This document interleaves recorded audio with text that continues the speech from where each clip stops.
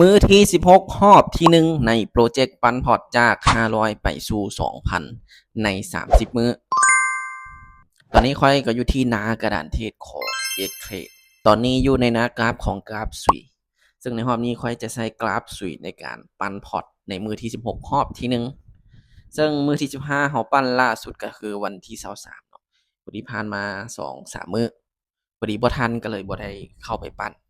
มื้อนี้ก็เป็นมื้อวันที่26เดือน9เนาะมาเบิ่งกันว่าข้อยจะสามารถทำกำไรได้หรือบ่โอ้ตอนนี้ตลาดเป็นตลาดสลับแต่อยู่ในแนวโน้มของขาลงอยู่ออร์เดอร์แรกเดี๋ยวค่อยจะตามเทรนด์ไปก่อนตอนนี้มันสลับมา3ไม้น่าจะเบิดแล้วออร์เดอร์นี้จัดไปที่ออร์เดอร์เซลล์รอบหนึ่งมาเบิ่งกันว่าออร์เดอร์แรกจะแฮกมานให้เราได้หรือบ่โอ้ยังเป็นสลับอยู่บ่ลงมาได้บ่ลูกลงมาได้บ่ขึ้นไปสูงแท้ ตอนนี้ยังเป็นตลาดสลับอยู่สลับมา3แท่งแล้วหนูจะเบิดแล้วยังไปต่ออีก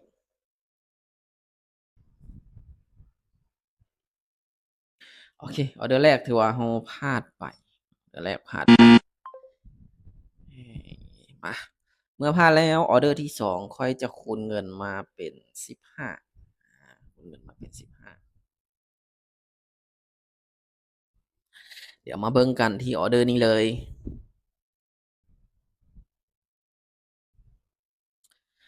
คือสิขึ้นเนาะแต่ว่าแห่งซื้อยังบ่แข็งแรงปานใดโอ้แห่งซื้อดันเข้ามาแล้วมาไม้นี้ค่อยจะเซลล์อีกรอบหนึ่งถ้าว่าแท่งต่อไปมันขึ้นไปเดี๋ยวค่อยจังจะตามซื้อขึ้นไปข้อยคิดว่าน่าจะขึ้นบ่ไกลมาเบิ่งกันว่าออเดอร์ที่2ของข้อยจะลงมาปิดออเดอร์เซลล์ได้หรือบ่ลงมาได้บ่ลูกลงมาได้บ่โอ้แห่งซื้อเข้ามาหลายแท้เบิ่งแนวโน้มรวมนี่กำลังสิลงอะแต่บ่ลงเสยโอ้บ่ลงโอเคสวยโอ้ดีดให้3วิสุดท้ายลงให้เสยลงให้3วิสุดท้ายลงมาปิดแดงให้ถือว่าเฮาวินไปงามๆเมื่อวินแล้วจะกลับมาเดิน10เหรียญคือเก่ามาเบิ่งกันที่ออเดอร์นี้อ่า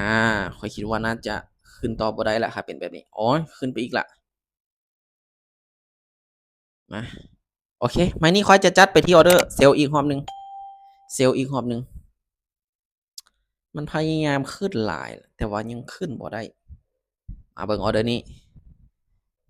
ลงมาได้บ่ลูกลงมาได้บ่ออเดอร์นี้ลงมาได้บ่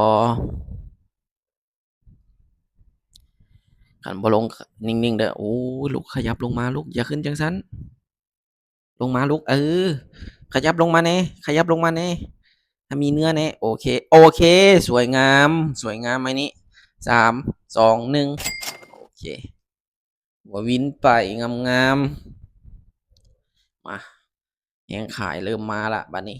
มีโอกาสลงยาวๆแล้วบัดนี้มาออร์เดอร์ที่4ของเราตอนนี้เราออกไปแล้วออร์เดอร์3ออร์เดอร์วิน2พลาด1ออร์เดอร์ที่4ตอนนี้เลยโอเคมื้อนี้จัดไปที่ออร์เดอร์เซลล์อีกรอบหนึ่งตามแนวโน้มเลยเซลล์อย่างเดียวทิ้งไซส์ไว้อีกโอเคทิ้งไซส์แบบทิ้งไซส์ไว้แบบนี้มีโอกาสลงสูงเลยออร์เดอร์นี้ลงมาลูกงามๆลูก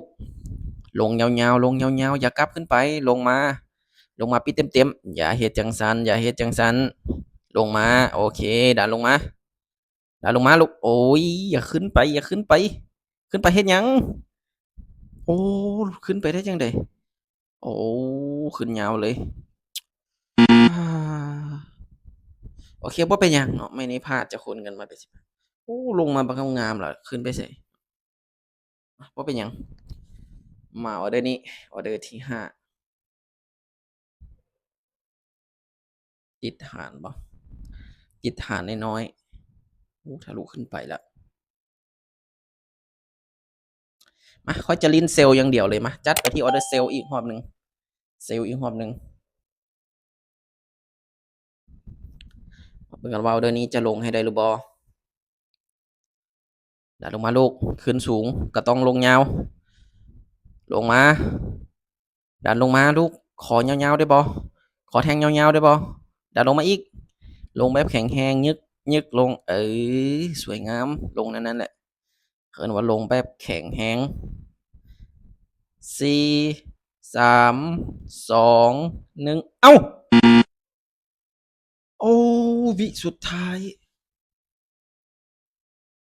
เมื่อกี้ดีดให้วินบัดนี้ดีดให้เสียซ้ำวิสุดท้ายโอ้เสียดายเว้ยพลาด2ไม้ละไม้นี้จะได้คูณเงินมาเป็น30โอ้พลาด2ไม้ละมาออเดอร์นี้เลยออเดอร์นี้จัดไปที่ออเดอร์เซลล์อีกรอบหนึ่งเราจะลิ้นเซลล์อย่างเดียวเนาะคูณเงินใส่เอา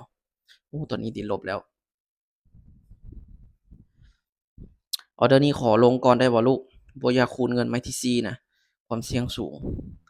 ถ้าคูณมันเงินไม้ที่4นี่โอกาสเดียวคันพลาดก็คือจะได้สต็อปลอสเลยลงมาให้ได้บ่ลูกลงมาให้ได้บ่เป้าคือขึ้นสูงแท้จะได้คูณไม้ที่4แท้บัดนี้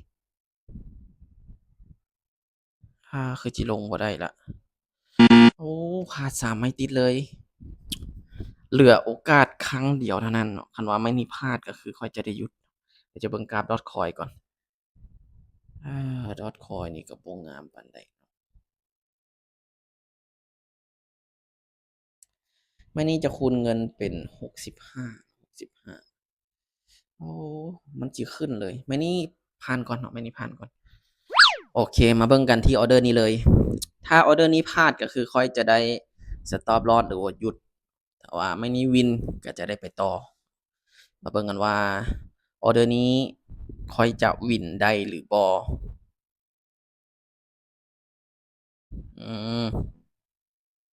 มาไม่นี้ลิ้นเซลอีกรอบหนึ่งถ้าไม่นี้ลงบ่ได้ก็คือค่อยจะได้หยุดหรือว่าสต็อปลอสถ้าว่าไม่นี้ลงได้ก็จะได้ไปต่อ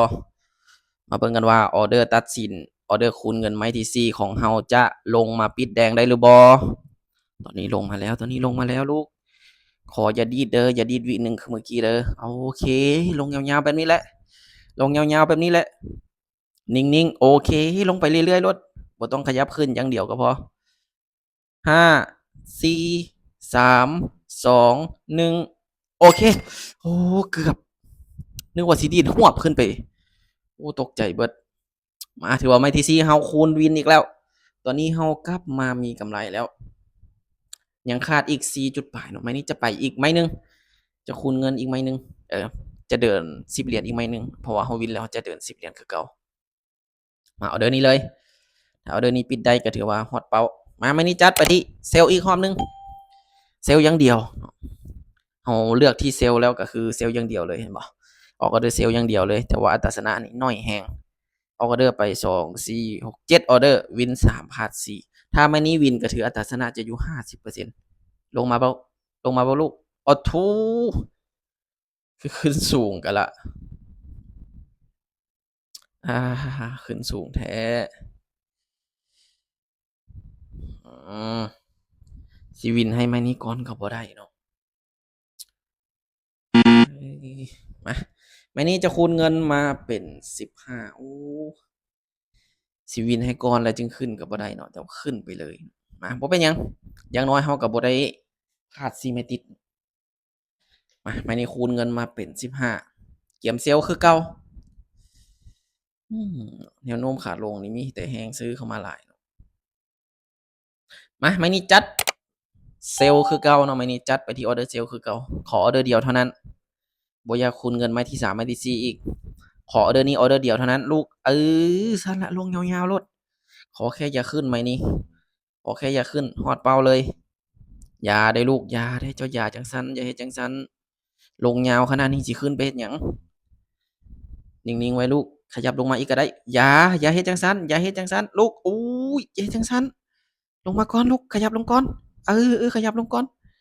3 2 1โอเคโอ้ยหัวใจเต้นตึบตับๆเนาะหัวหวดขึ้นเนาะเกือบฮอดโอเคก็ถือว่ารอบที่1ของมื้อที่16ก็ถือว่าฮอดเป้าเนาะบ่ฮอดบ่เป็นหยังอีกหน่อยเดียวออกอีกประมาณ0จุดปลายเนาะ0.25 อีกหน่อยเดียวเราจะบ่บืนไปต่อเนาะเพราะว่า